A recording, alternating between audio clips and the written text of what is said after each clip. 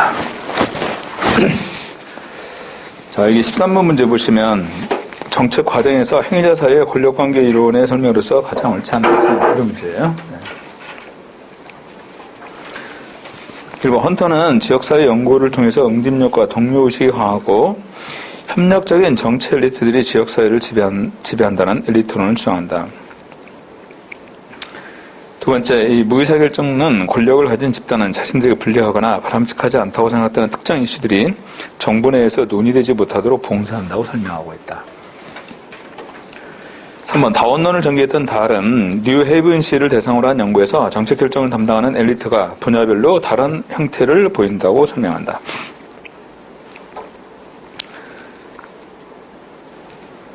4번, 신다원론에서는 집단 간의 경쟁의 중요성은 여전히 인정하면서도 집단 간의 대체적인 동등성의 개념을 수정해서 특정 집단이 다른 집단보다 더욱 강력할 수 있다는 점을 인정한다. 그 특정 집단은 뭐냐면 기업들, 특히 대기업군, 대기업들을 중심으로 한 기업군, 이들은 다른 집단보다 더욱 강력할 수 있다는 점을 인정한다는 겁니다. 일반적으로 다원론의 시각이라는 것은 여러분들 아시다시피 정부는 중립적이고 소극적인 역할에 중점을 두잖아요. 근데 신다원론의 시각에서는요, 정부 능동적인 역할을 강조하고 있어요. 비교해가지고.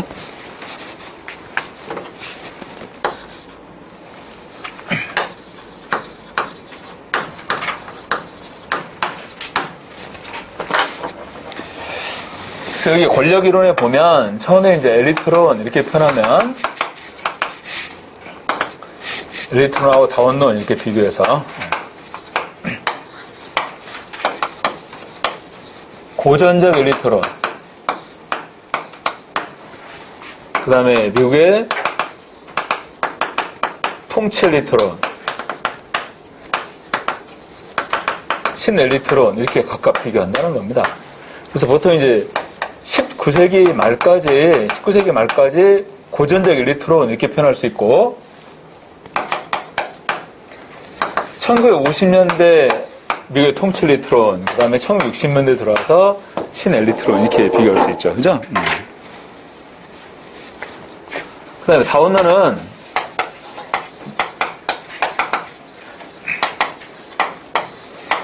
벤추리하고 트루만이 주장하는 집단이론이라는 게 있는데 이 집단이론은 이익집단이론 그 말이에요. 이익집단이론. 그 뒤에 등장하는 것은 달의 다원론의 시각입니다. 달의 다원론. 그 다음에는 신다원론 이렇게 표현하는데 여러분들 이 미국의 통치 엘리트론 주장했던 인물들이 밀스하고 헌터 두 사람이죠?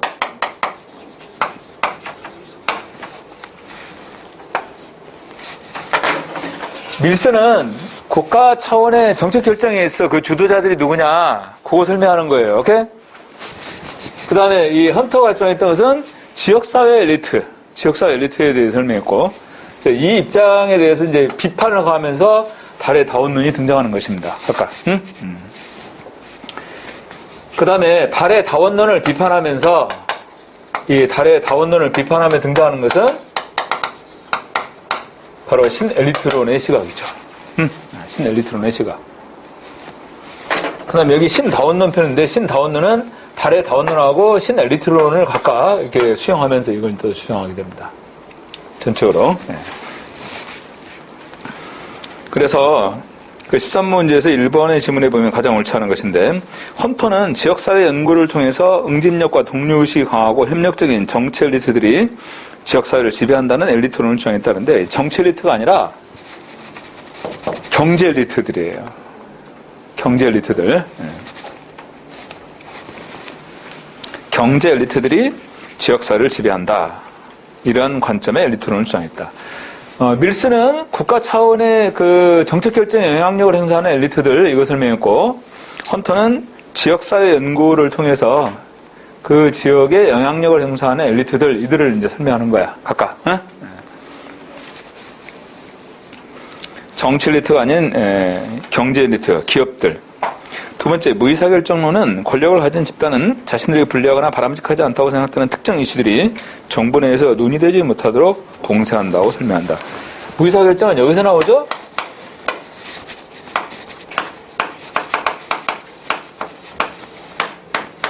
이 권력의 두 얼굴, 이걸 설명하면서 이쪽은 밝은 얼굴, 이쪽은 어두운 얼굴 이렇게 표현한단 말이야.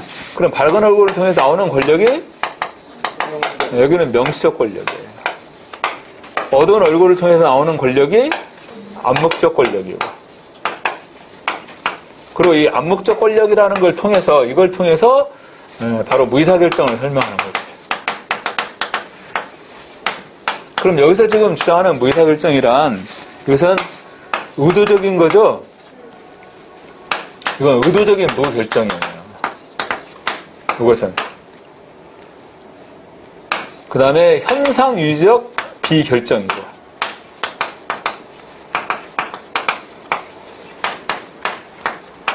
의도적인 무결정이고, 현상유지적인 비결정에 해당되는 거. 이게 무의사결정이다. 오케이? 다분히 의도적인 겁니다.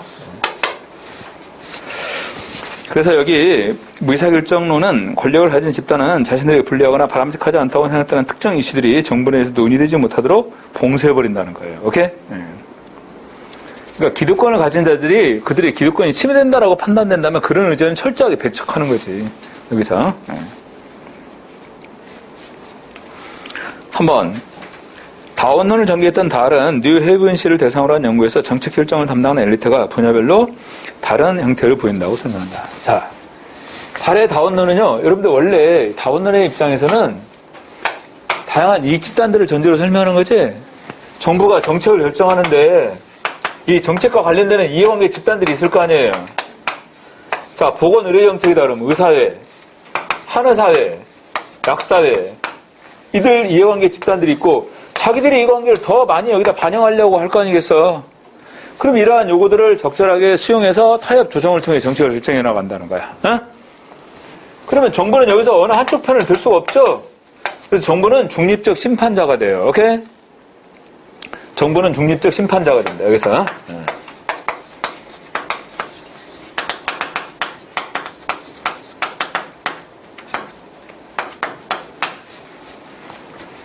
자, 이걸 설명하는 것이 다원론인데, 달의 다원론에서는 엘리트들의 관점, 이 엘리트들이 있는데 이들의 목표는 뭐냐면 권력을 쟁취하는 거야.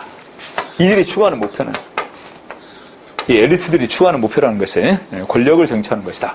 이렇게 볼 수 있다는 거죠.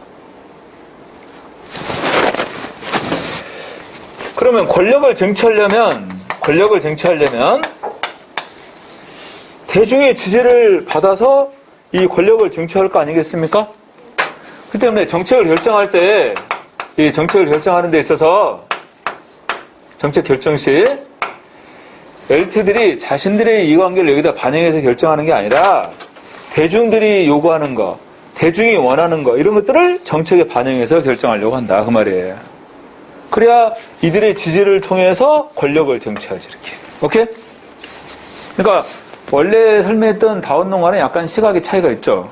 달의 다원론 입장에서는. 엘리트, 여기서는 이제 엘리트들이 자기들의 이해관계를 정책 과정에 반영해 결정한다고 보는 거잖아. 그것과 이제 상충되는 입장이에요. 오케이? 그런데, 바하라와 바라츠가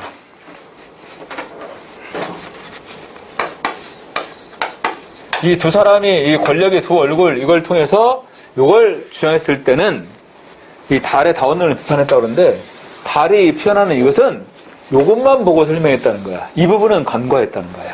오케이? 그러면서 달의 다원론을 이제 비판하면서 신엘리트론, 이걸 주장하는 것이다. 그 다음에 신다원론은 아까 얘기했던 것처럼 기업의 특권적인 입장, 이것을 주장하는 것이 바로 이 신다원론의 시각이에요.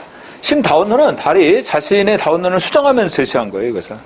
그러니까 여기는 정부가 능동적인 역할을 수행한다, 이렇게 보는 거죠. 정부는 중립적 심판자가 아니라 능동적 역할을 수행하는 것이 바로 정부다, 이렇게 보는 내용이에요. 그리고 지금 여기 표현했던 것처럼 신다원론에서 대기업에 대해서 특정 집단이 다른 집단보다 더욱 강력할 수 있다는 점을 인정했다. 오케이? 자, 13번에서 거리가 있는 것은 몇 번입니까? 1번이 틀렸어요. 13번에서 1번이 틀렸습니다.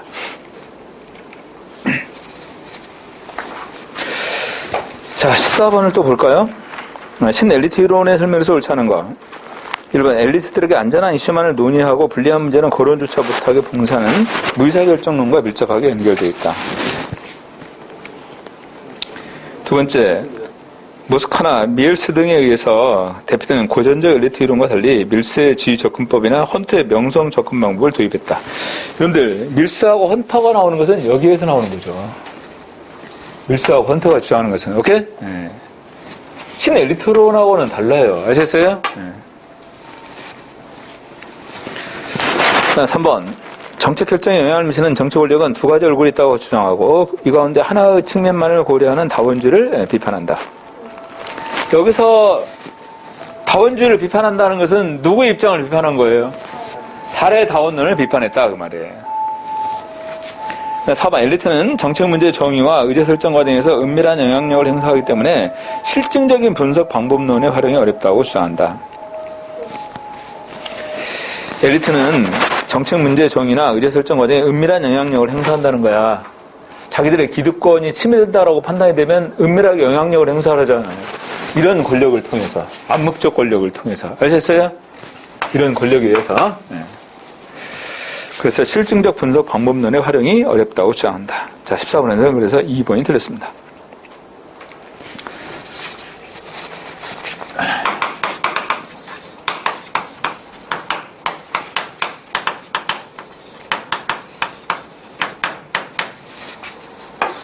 여러분들, 이 사회 문제가 정책 문제로 수용하는 과정을 정책 의제 설정 과정이라고 그랬지? 1960년대 미국 사회는 아시다시피 격동의 시대였어요. 그래서 많은 문제들이 한꺼번에 폭발했다는 거지. 근데 그런 문제들을 해결하기 위해서 이렇게 정책 문제로 수용하고 해결책을 찾아 해결하고 이렇게 하는데 그런 과정에서도 한 번도 흑인 문제는 의제로 채택하지 않더라 이거예요. 가장 심각한 사회 문제인데.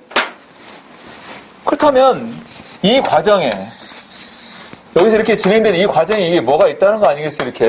그렇죠? 그걸 설명하는 게 바로 요거예요. 아셨어요?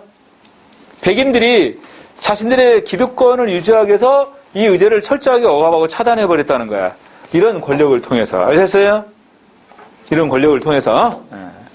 왜냐하면 이 흑인 문제가 의제화되고 또 이 문제, 그들이 요구하는 것을 해결하기 위해서 그들의 참정권도 확대해야 되고 그러면 백인들이 가지고 있는 자신들의 기득권이 침해된다고 생각할 거 아니겠어요? 응? 자, 그래서 이제 저 과정에서 이제 저걸 설명하기 위해서 무의사결정이 나왔던 겁니다. 응? 왜 흑인 문제가 가장 심각한 사회 문제였는데 이 문제는 의제로 채택되지 않았는가? 그걸 설명하는 게 바로 무의사결정이에요. 아셨어요? 자, 14번에서 정답 몇 번입니까? 2번이에요. 자, 15번 봅시다. 다음 이론에 대한 설명에서 옳은 것만을 모두 고르면, 자, 박스에서 보면, 이익집단론은 정체제가 잠재익 집단과 중복회원 때문에 특수이익에 치우치지 않는다고 주장한다. 여기에서 나오는 거죠. 이 벤츄리하고 트루만의 집단 이론에서 나오는 것이 잠재익 집단론하고 그 다음에 중복회원 이론이에요. 오케이? 혼동 만드는 게 잠재익 집단론은 여기에서 설명되는 게 아닙니다. 아셨어요? 이건 잠재익 집단론하고는 관계없어요. 잠재익 집단론은 여기서 나오는 거야. 어?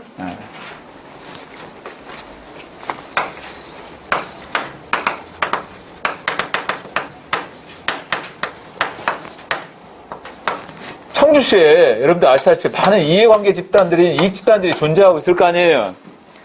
근데 이 집단들 가운데서 어떤 정책을 결정하려고 하면 시장이 정책을 결정하려고 하면 막 이 집단들 앞에 막 설치는 거야.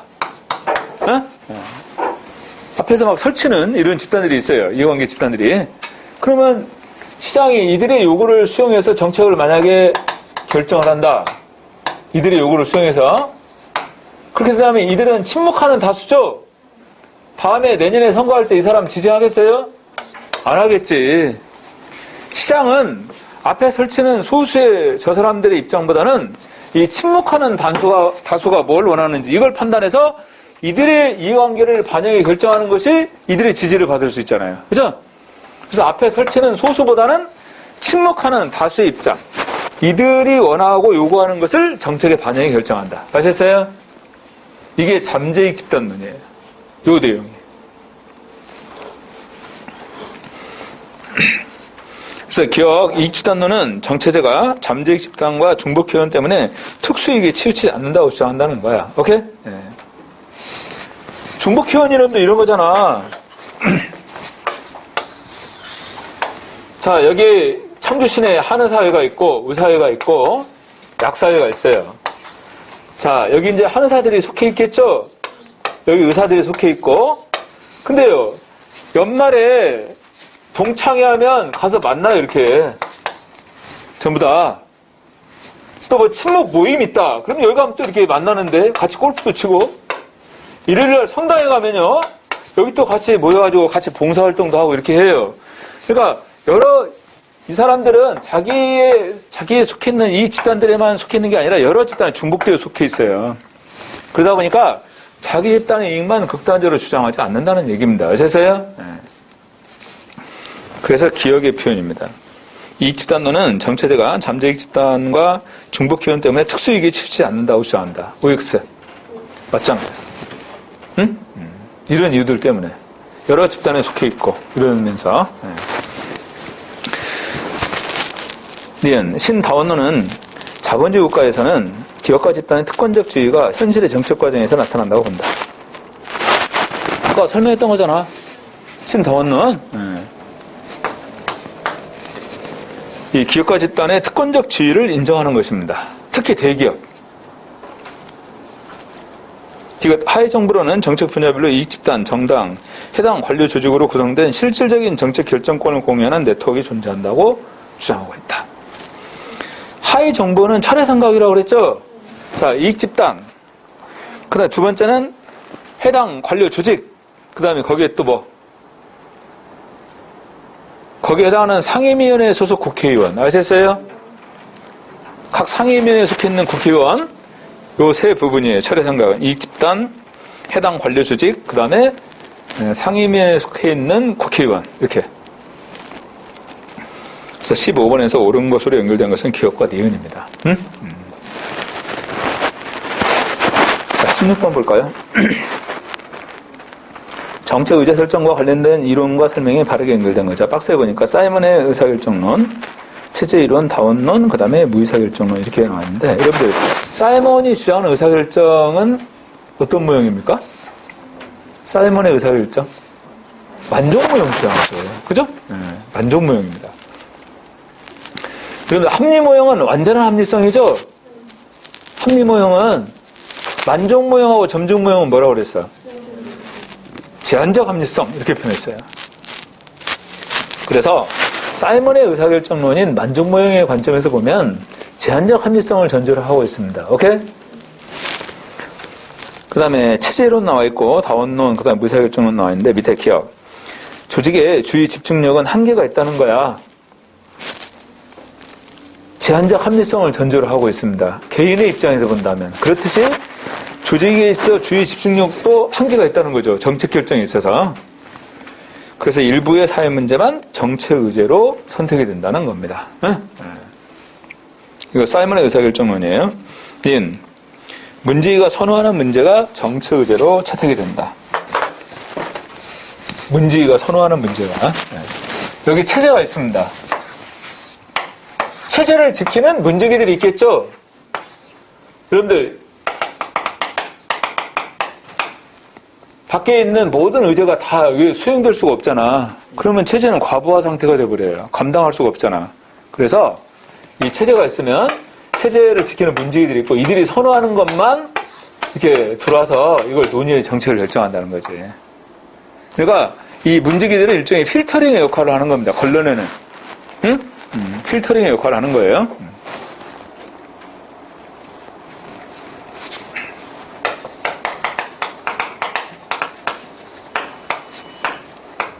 여러분들 지방자치법에 보면 주민청원이 있는데 주민청원 어디에다 합니까?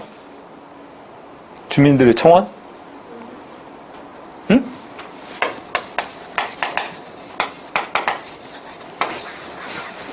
주민청원, 지방의회 하는 거야. 청원할 때는 반드시 어떤 절차를 거쳐야 돼? 지방의회 의원의 소개를 거쳐서 청원을 하게 됩니다. 그러니까 지방의회 의원들이 일종의 여기서 지금 표현하는 이렇게 문지기 역할을 하는 것과 같다 이렇게 볼 수 있어요.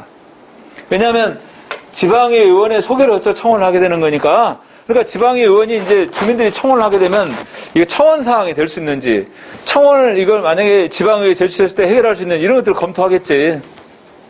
그러니까 사전에 이제 걸러내는 거예요, 이렇게. 저게 여기서 말하는 체제 이론입니다. 오케이? 니은 문지기가 선호하는 문제가 정치 의제로 채택이 된다. 이게 체제 이론이죠. 디귿 이익 집단들이나 일반 대중이 정치 의제 설정에 상당한 영향력을 행사한다고 본다. 다원론. 일 대중에 대한 억압과 통제를 통해서 엘리트들에게 유리한 이슈만 정치 의제로 설정이 된다. 의사결정론이죠. 네 가지. 자, 17번 보니까 정책 참여자의 권력관계의 모형에 대한 설명에서 옳지 않은 것은 이렇게 나와 있어요. 1번 국가조합주의, 조합주의가 나왔는데 여러분들 조합주의는 노사정위원회가 대표적인 조합주의에 해당되는 거죠. 노사정위원회. 근데 거기에는 이제 국가조합주의도 있고 사회조합주의도 있습니다. 개발도상국에서 나타나는 것은 국가조합주의 입장이죠. 서구 선진국에서 나타나는 것은 사회조합주의 특징들이에요. 각각. 조합주의 유형 가운데서. 네.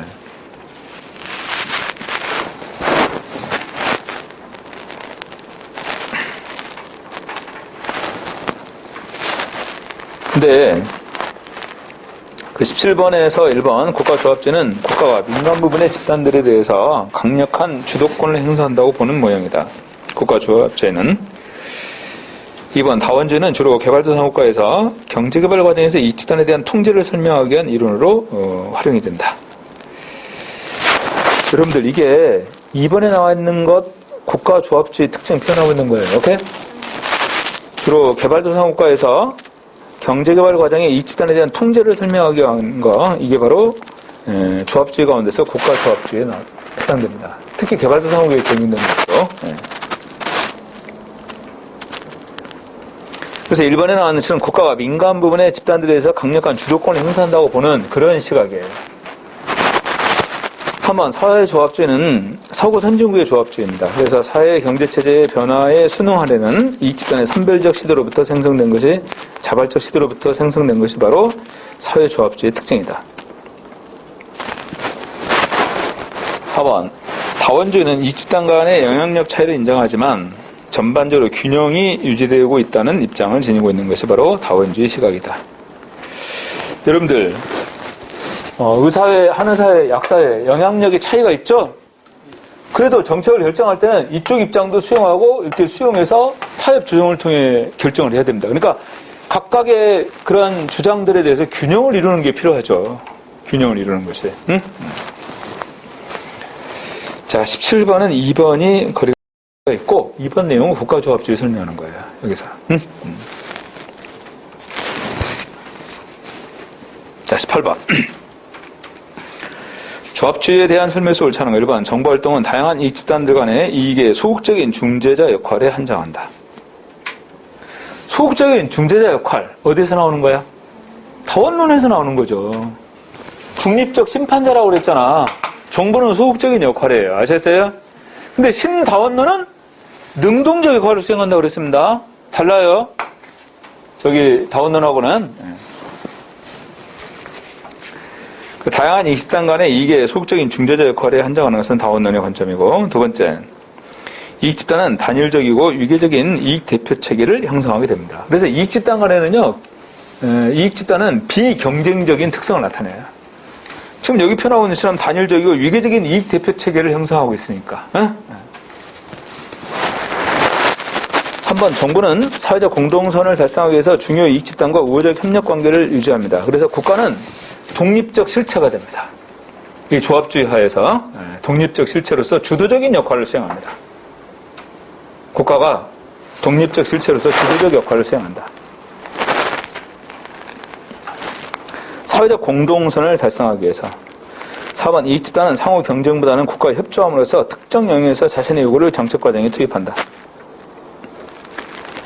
국가와 협조함으로써 특정 영역에서 자신의 요구를 정책 과정에 투입하는 이런 모습입니다. 조합주의 하에서. 자, 18번은 1번이 거리가 있죠? 1번이 거리가 있습니다. 1번은 다운론의 시각이다. 그리고 2번, 3번, 4번은 조합주의 특성을 나타내주는 겁니다. 조합주의 대표적인 노사정위원회 이해하시면 돼요. 자, 19번.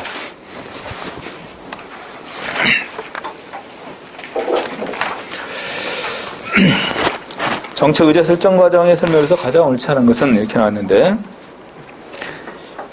정책 의제 설정 과정. 1번. 정책 문제에 대한 통계 지표의 오류는 바람직한 의제 설정을 어렵게 한다. 정책 문제에 대한 통계 지표의 오류는 바람직한 정책 의제 설정을 어렵게 한다.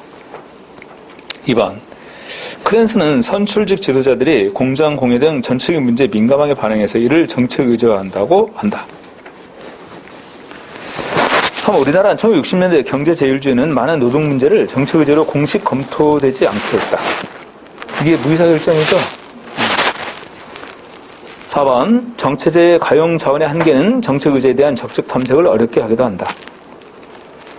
정체제의 가용 자원의 한계는 정책 의제에 대한 적적인 탐색을 어렵게 하기도 한다. 2번 이거였어요. 여러분들 크랜슨의 대기오염의 비정치화 이거 설명했었죠? 대기오염의 비정치화. 지금 현재 포항에서 실제로 이게 나타나고 있다고 그러는데 포항의 MBC인가 거기서 이 포항제철 그 대기오염, 환경오염 시키는 거 그거 아마 방송을 했는 모양이에요. 그래가지고 포항 시내가 이제 들쑥들쑥한 거지. 그게 이제 나오니까. 그러니까 포항제철이 버티는 모양이야. 그러면서 요는 이제 이렇게까지 나올 수 있지. 그럼 우리 다른 데로 옮겨갈 거야. 이렇게까지 나와버리면 이거 어떻게 됩니까? 물론 그렇게 현실화되지는 않겠지만 미국에서 실제 그런 상황들이 벌어졌다는 얘기죠.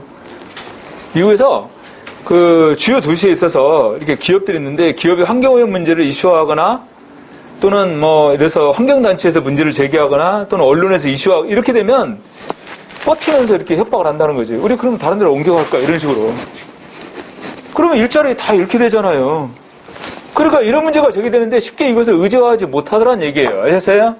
이런 문제에 대해서. 이게 대기오염의 비정치화에 관한 것입니다. 그래서 선출직 지도자들이 공장 공여와 같은 전체적인 문제에 민감하게 반응해서 이를 정책 의제화한다? 그게 아니란 얘기야. 아셔서? 쉽게 의제화하지 못하더란 얘기죠. 기업이 반발하고 저항하는 이런 상황이 벌어질 수 있으니까. 오케이?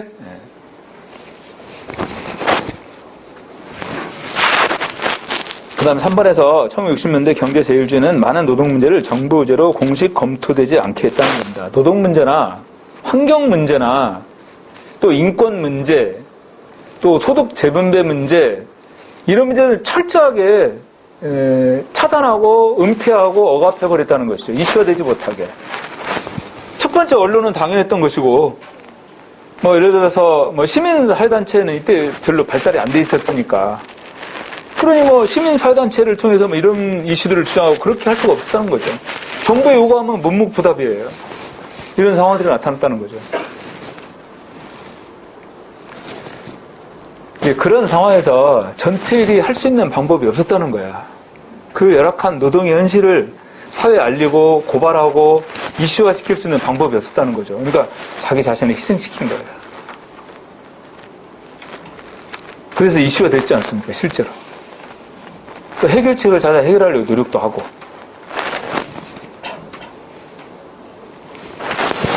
자, 19번에서 옳지 않은 것은 정답이 2번입니다. 19번에서는 20번. 정책의제 설정을 좌우하는 요인에 대한 설명에서 옳지 않은 거. 1번. 특정 사회 문제의 중요성이 증가하면 정부 의제로 채택될 가능성이 크다. 맞죠? 예. 그 특정 사회 문제의 중요성이 증가하면 할수록 정부 의제로 채택될 가능성이 크다. 두 번째. 비슷한 선례가 있는 사회 문제는 쉽게 정부 의제로 채택이 되고 해결책이 강구될 수 있다. 왜냐하면 비슷한 선례가 있다면 해결책을 찾기가 쉬우니까. 3번. 다원화된 사회에서는 동원형이나 내부 접근형 중심의 정책의제 설정이 이루어진다. 여러분들 아까 그 정책의제 설정 유형 가운데서 다원화된 사회, 다원화되어 있는 사고 선진국에 주로 나타나는 유형은 뭐야? 외부 주도형이에요. 외부 주도형. 그리고 외부 주도형은 환경으로부터 강요된 정책의제 이렇게 표현했습니다. 그죠? 네. 환경으로부터 강요된 정책의제. 그래서 다원화된 사회에서는 동원형이나 내부 접근형 중심이 아니라 외부 주도형이다. 그리고 동원형이나 내부 접근형은 주로 후진국에서 주로 나타나는 그런 유형들이죠. 이것은. 그죠? 네. 4번 극적 사건이나 위기, 재난은 사회 문제를 정부 의제화시키는 점화장치로 작용하게 되는 것이다. 그렇죠? 네. 극적 사건이나 위기, 재난은 사회 문제를 정부 의제화시키는 점화장치로 작용하게 된다.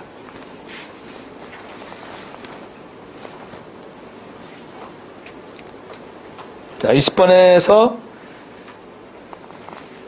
그래서 여러분들 보면 법 제정하는 거 보면 그 법 제정의 결정적인 사건들, 이슈화된 그런 경우, 그 사람의 이름을 붙여가지고, 윤창호법, 이런 식으로 얘기하잖아요. 바로 그런 사건들이 여기서 지금 얘기하는 극적 사건에 해당되는 것입니다. 그래서 사회 이슈화되고, 또 국회나 정부에서 그걸 해결책을 찾아 노력하고, 또 법으로 제정하고, 이렇게 하는 거죠. 자, 20번은 3번이고, 자, 21번.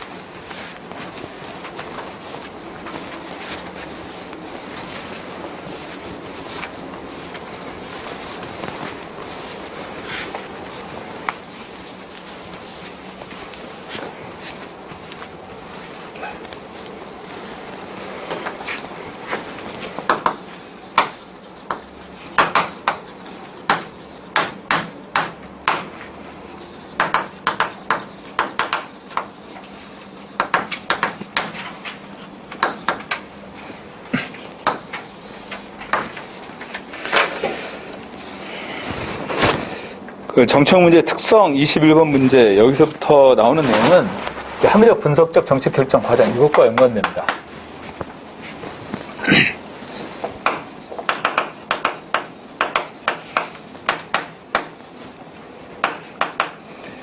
정책 문제를 인지하고 정의한다. 첫 번째, 정책 문제를 인지해서 정의한다. 네. 두 번째는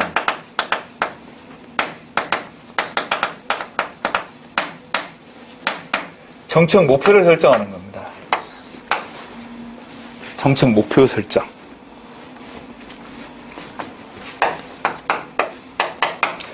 목표가 설정이 되면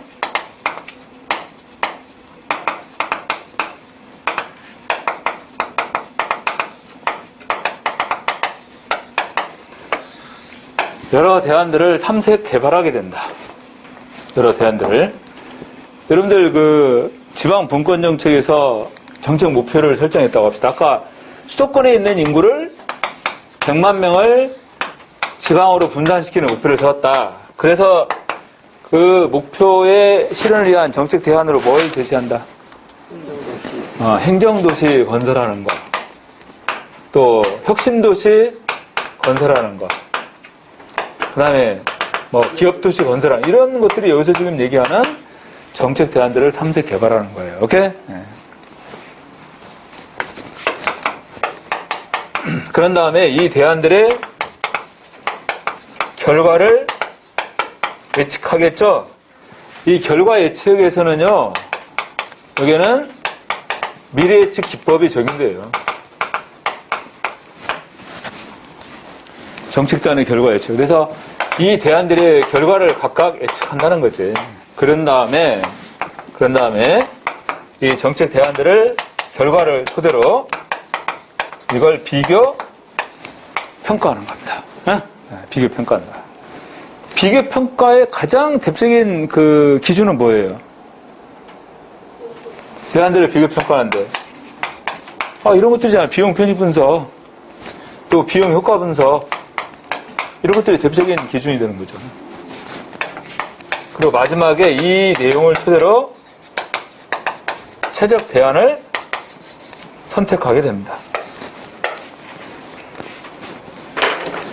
그럼 여러분들 여기서 3번, 4번, 5번은 이게 정책 분석에 관한 거예요. 정책 분석에 관한 것이고 6번이 정책 결정이다. 이렇게 표현할 수 있다는 거지. 네? 3번, 4번, 5번이 정책 분석이고 6번이 정책 결정에 관한 거예요. 여기서 각각.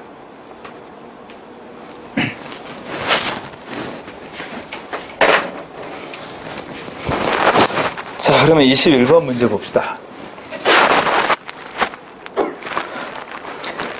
정책 문제 특성에 대한 설명에서 가장 옳지 않은 1번. 정책 문제는 당위론적 가치관 입장에서 정의하는 것이 중요하다. 두 번째, 정책 주체와 객체 행태는 주관적이지만 정책 문제는 객관적이다. 이렇게 표현해야 맞습니다. 객관적인 문제가 인지되는 과정은 주관적이다. 오케이? 객관적인 문제가 인지되는 과정은 주관적이다. 그러니까 똑같은 정책 문제를 두고 여당이 바라보는 시각하고 야당이 바라보는 시각, 또 해석이 각각 다르죠? 그래 주관적이라는 거예요. 그런 면에서 볼 때. 객관적인 문제지만. 객관적인 문제가 인지되는 과정은 주관적이다. 이렇게 표현해야 되는 말이야. 정책의 주체, 객체의 행태는 주관적이다. 그런 표현보다는. 3번, 특정 문제의 발생 원인이나 해결 방안 등은 다른 문제들과 상호 연관성을 갖게 되죠. 그 다음에 4번, 정책의 수혜 집단하고 비용 집단이 있다는 것을 의미하는 차별적인 이해성을 갖게 된다. 여러분들, 옆에 정책 문제의 특성, 첫 번째 정책 문제는요, 공익성을 전제로 하고 있습니다. 공익성 또는 가로 열고 공공성, 각각. 그 다음에 주관적이라고 그랬어요. 주관적입니다. 객관적인 문제가 인지되는 과정은 주관적이다. 그러니까 똑같은 문제를 두고 여당이 접근해서 이해하고 야당이 접근해서 이해하는, 그리고 해결책을 생각하는 것들이 각각 다르다는 얘기예요. 그 다음에 정책 문제는 상호 의존적입니다. 여러 가지 복합적인 요인이 작용해서 정책 문제를 야기시킨다. 이런 얘기예요. 그 다음에 정책 문제는 동태적이죠? 고정되어 있는 게 아니야. 변해요. 자, 21번은 2번이 거리가 있습니다. 22번. 통계 결론의 타당성 확보에서 발생할 수 있는 오류와 그에 대한 설명으로서 바르게 연결된 것. 자, 1종 오류, 2종 오류, 3종 오류 이렇게 나와있죠? 이렇게 이해하시면 됩니다. 1종 오류는 효과가 없는데 채택하는 오류, 이게 1종 오류예요. 효과가 없는데 채택하는 오류. 2종 오류는 효과가 있는데 채택하지 않는 오류, 2종 오류. 3종 오류는 문제의 정의가 잘못됐습니다. 그래서 그 문제가 해결되지 못하는 오류. 오케이? 네. 문제 정의가 잘못돼서 문제가 해결되지 못하는 오류, 이것을 3종 오류. 자, 기억을 볼까요? 정책이나 프로그램의 효과가 실제로 발생했음에도 불구하고 통계적으로 효과가 나타나지 않은 것으로 결론을 내린다. 이건 뭐야? 효과가 있는데 채택하지 않는 오류잖아요. 그죠? 그래서 2종 오류가 됩니다. 기억은. 정책의 대상이 되는 문제 자체에 대한 정의를 잘못 내린다. 문제 정의가 잘못돼서 문제가 해결되지 못하는 오류, 3종 오류. 디귿, 정책이나 프로그램 효과가 실제로 발생하지 않았음에도 불구하고 통계적으로 효과가 나타난 것으로 결론을 내리는 경우. 그러니까 효과가 없는데 채택하는 오류예요. 그죠? 효과가 없는데 채택하는 오류입니다. 효과가 실제로 발생하지 않았음에도 불구하고 통계적으로 효과가 나타난 것으로 결론을 내려서 채택을 한다는 거지. 그죠? 자, 디귿은 1종 오류입니다. 기억은 2종 오류, 니은은 3종 오류, 디귿은 1종 오류. 정답 4번이네요. 그죠? 특히 여기서 이제 정책 문제를 정의하는 과정에서 우리가 이해될 수 있는 것은 제 3종 오류에 관한 것이다. 그 말이지. 3종 오류. 응? 문제 정의가 잘못되는 이런 경우. 네. 여러분들, 이 3종 오류를 방지하기 위해서 3종 오류를 방지하기 위해서 그 밑에 23번 문제 보면 정책 문제 구조화 기법이 나와 있죠? 정책 문제 구조화. 여러분들, 정책 문제를 구조화한다는 얘기는 정책 문제를 구체화하는 거예요. 오케이? 그러면 정책 문제를 구체화하게 된다면 문제 정의가 잘못되는 걸 막을 수가 있잖아. 3종 오류를 방지하기 위해서 이걸 방지하기 위해서 정책 문제의 구조화가 이루어지게 되고 그 정책 문제의 구조화에 여러 가지 기법들이 있다. 그런 얘기예요. 오케이? 네. 내가 이걸 두 문자를 이렇게 얘기했습니다.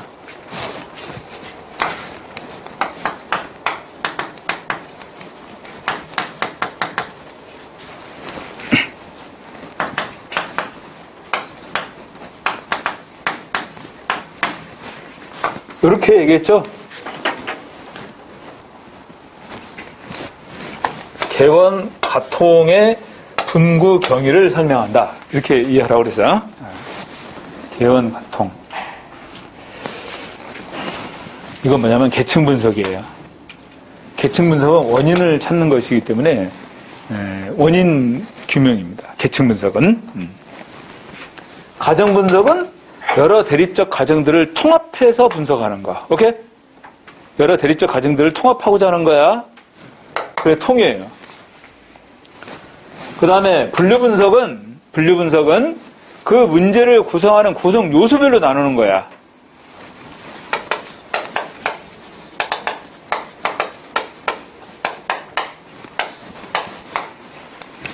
여러분들, 부동산에는 어떤 게 있나? 대표적인 게? 땅도 있고, 건물도 있고, 뭐, 아파트가 대표적이죠? 그런데, 일본에서는 부동산 문제를 우리보다 앞서서 경험했지만, 얘네들은 이 땅값이 폭등해서 나타난 문제였어요. 부동산 문제가. 근데, 우리나라는 지금 부동산 문제는 주로 뭐야? 이 아파트 가격이 상승하면서 나타난 문제잖아, 주로. 응? 이게 벌써 이렇게 다르잖아요. 부동산 문제, 이 문제의 구성 요소, 오케이? 구성 요소는 바로 방금 얘기했던 것처럼 아파트, 땅 또는 오피스 건물 여러 가지가 있단 말이야. 이게 포인트가 뭐냐 이거죠, 그죠? 그래서 분류 분석은 그 문제를 구성하는 구성 요소별로 나누는 겁니다. 아셨어요? 이렇게 분류했잖아. 그래, 정확하게 초점이 맞춰지는 거 아니겠어? 그 다음에 경계 분석이에요. 경계 분석에 관한 것은 그 문제가 제기된 위치, 기간, 또 구체적인 사건 이런 걸 도출하고자 하는 것이 여기서 말하는 경계 분석에 관한 것입니다. 네? 네.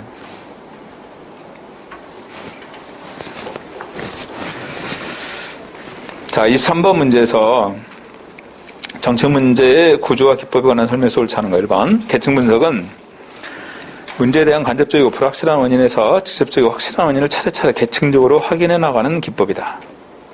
원인을 도출하고자 하는 것이라고 그래서 2번 분류 분석은 정책 문제 존속기간, 형성 과정을 파악하기 위해 사용하는 방법으로 대표적으로 포화 표본 추출 기법이 사용된다. 이렇게 얘기했는데 여러분들 문제 존속기간, 형성 과정 파악을 위해서 포화 표본 추출 기법을 사용한다. 이거 경계 분석이에요. 그 문제가 어디에서 생성이 됐는가, 또 구체적인 사건이 뭔가, 기간은 어디에서 어디까지 그 문제가 제기됐는가, 이런 것들을 도출하고자 하는 것이 경계 분석입니다. 분류 분석 아까 얘기했던 것처럼 문제를 구성하고 있는 그 구성 요소별로 나누는 거라고 그랬잖아. 응? 3번 유추 분석은 유사한 문제에 대한 비교와 유추를 통해서 특정 문제를 명확하게 정의한다. 그래서 과거에 유사한 사례를 유추해서 분석하는 겁니다. 과거에 유사한 사례를 유추해서 분석한다. 유추 분석. 4번 경계 분석은 문제의 경계를 설정함으로써 문제 위치, 범위 등을 명확해서 문제의 주요 국면을 강구하는 일이 없도록 하기 위한 기법이다. 자, 요 네 가지 기억해 두셔야 됩니다. 요 네 가지. 정책 문제 구조와 기법.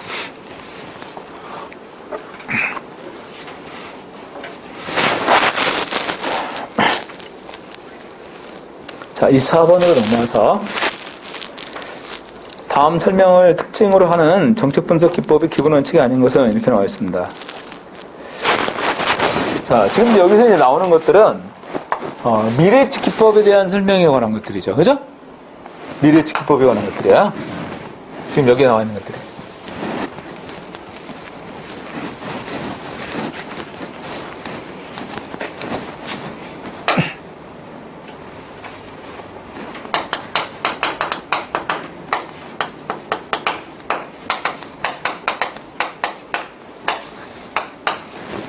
미래 예측 기법의 가장 대표적인 세 가지입니다. 투사, 예견, 그 다음에 추측. 투사는 이건 추세 분석에 관한 것을 얘기하는 겁니다. 추세를 분석하는 거야. 대표적인 기법이요. 시계열 분석이 대표적이에요. 시계열 분석. 그 다음에 예견은 이론적 가정의 바탕을 두고 연역적 추론이 이루어지는 거. 이게 예견입니다. 이론적 가정의 바탕을 두고 연역적인 추론이 이루어진다. 상관 분석. 상관 분석. 예견에 관한 것. 투입, 산출 분석. 이런 것도 있고. 여러분들, 추측은 전문가의 판단의 바탕을 두고 미래를 예측하는 것이 추측이죠. 대표적인 것이 브레인스토밍 기억나시죠? 예. 브레인스토밍의 반발함에 나오는 게 뭡니까? 델파의 기법. 델파의 기법을 좀 더 이제 발전시켜 나가는 것이 정책 델파의 기법에 관한 것입니다. 이 대표적인 게 세 가지인데 이거 외에 교차 영향 분석 기법이라는 것도 있죠? 교차 영향 분석 기법.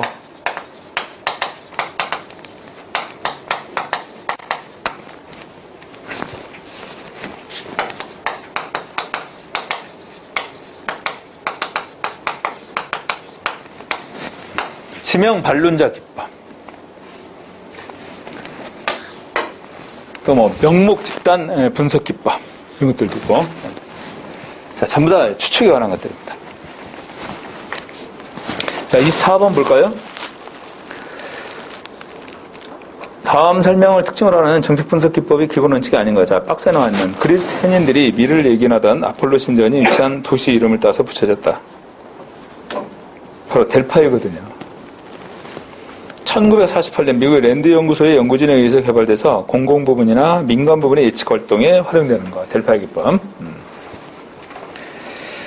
1번 조건부 확률과 교차 영향 행렬의 적용. 이것은 교차 영향 분석 기법에서 나오는 특징들이에요. 1번의 내용은 교차 영향 분석 기법. 이 교차 영향 분석 기법이라는 것은 A 사건이 있는데 이것과 관련되는 B 사건, 여기 이것과 이것에 어떤 영향이 있을 수 있겠느냐, 이런 것들을 예측해 보는 겁니다. 이 사건이 이 사건 유발에 어떤 영향을 미칠 수 있겠는가. 2번 익명성을 보장하고 반복한다. 델파이 기법의 특징이지 않습니까? 처음부터 끝까지 전부 다 익명성이에요. 아셨어요? 그 다음에 통제된 환류와 응답의 통계 처리. 통제된 환류와 응답. 이것을 통계 처리하는 겁니다. 그 다음에 전문가 의견들이 합의 도출을 목적으로 하죠? 합의 도출을 목적으로 하잖아. 근데 정책 델파이는 그렇지 않아요. 특정의 정책과 관련되는 찬성의 입장과 반대 입장이 왜 생겨나는가, 그런 것들을 도출하고자 하는 겁니다. 그래서 특정 정책에 대해서 찬성하는 입장하고 반대하는 입장에 여러 의견을 수렴하고자 하는 것이 정책 델파이예요. 그러니까 거기는 합의 도출이 아니잖아. 갈등을 오히려 부각시켜서 상반된 의견을 수렴하고자 하는 것입니다. 정책 델파이는. 오케이? 자, 델파이 기법의 기본 원칙에 해당되는 것들은 처음부터 끝까지 익명성을 전제하고 있고 통제된 한류와 응답의 통계 처리, 그 다음에 전문가 합의 도출을 목적으로 하는 것이 델파이 기법이다. 오케이? 1번은 교차 영향 분석의 기법에서 적용되는 것들이에요. 자, 2번에서 정책 델파이에 대한 설명에서 옳지 않은 거 1번. 일반적인 델파이와 달리 개인의 이해관계나 가치 판단이 개입될 수 있다는 겁니다. 정책 델파이에서는. 왜냐하면 특정의 정책에 대해서 찬성하고 반대하는 입장, 왜 찬성하는지, 왜 반대하는지 각각의 그 개인의 이해관계나 가치 판단이 개입될 수 있을 거 아니에요. 이런 것들에 대해서 찬성하고 반대하고 이렇게 하니까. 두 번째, 정책 문제 해결을 위한 정책 대안을 개발하고 그 결과를 예측하기 위해서 만들어지는 방법이다. 3번, 대립되는 정책 대안이나 결과가 표면화되더라도 모든 단계에서 익명성이 보장된다. 이것은 델파이 기법입니다. 정책 델파이는요, 처음에만 익명성이에요. 그리고 나중에는 지금 여러분들처럼 이렇게 한 곳에 모여요. 그래서 지금 제시된 정책에 대해서 이쪽 그룹은 찬성하는 입장, 이쪽 그룹은 반대하는 입장, 이렇게 모여가지고 내가 사회자로 여기 모인 사람들에 있어서 이 정책을 딱 제시하면서 찬성과 반대를 자꾸 유도하는 거죠. 그럼 여러 가지 의견들이 나올 거 아니야. 찬성하는 입장에서는 뭐 때문에 찬성하는지 그 근거가 나올 것이고, 반대하는 입장에서는 왜 반대하는지 다양한 여러 가지 의견들을 제시하지 않겠느냐. 그렇죠? 응? 그럼 이제 나중에 그 정책을 위반할 때 바로 여기서 제시된 그런 문제점들, 반대하는 입장에서 그런 것들을 보완할 수 있는 거 아니에요. 그죠? 네. 그래서 대립되는 정책 대안이나 결과가 표면화되더라도 모든 단계에서 익명성이 보장되는 것은 델파이 기법이에요. 정책 델파이는 선택적 익명성입니다. 4번. 정책 문제의 성격이나 원인, 결과에 대해서 전문성과 통찰력을 지닌 사람들이 참여하는 것이 바로 정책 델파이다. 정책 문제에 대해서 그 전문성과 통찰력을 지닌 사람들이 참여한다. 그러니까 전문가들이 주로 참여하겠지만 전문가만이 아니라 이해관계자들도 참여해요. 오케이? 정책 델파이에서는. 그렇잖아요. 여러 이해관계자들도 같이 참여하게 된다. 자, 25번에서 옳지 않은 것은 몇 번? 3번. 3번입니다. 25번에서. 네, 거리가 있는 것은 3번이에요.